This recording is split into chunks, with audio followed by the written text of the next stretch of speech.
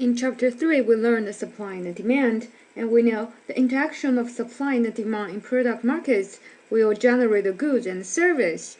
However, we know the four important participants in our market, that is, producer, supplier, international participants, and the government.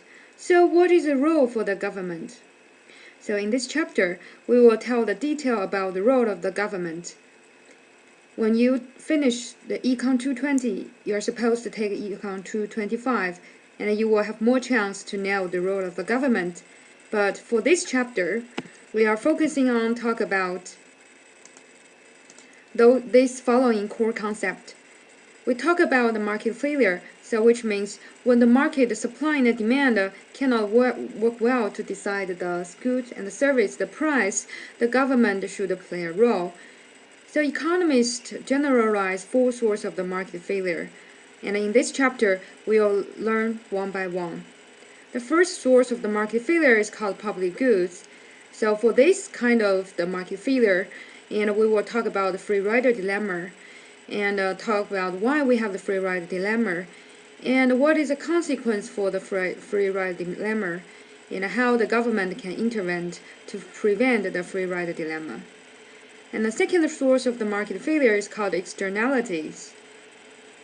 So in this chapter, we will talk about the definition of the externalities.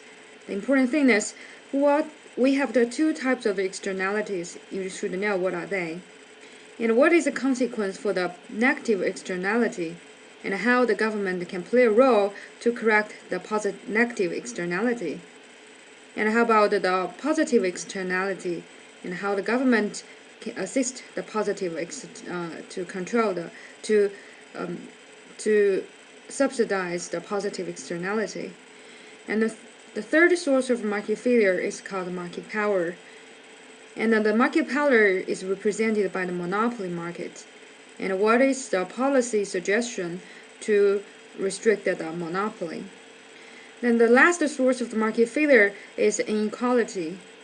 So everybody know that if you are born in the middle class, your family always maybe talk about how unequal of the society is. So the income equality is a big issue that the government should address.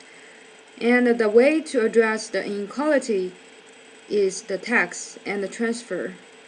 And we want to know the different types of the tax.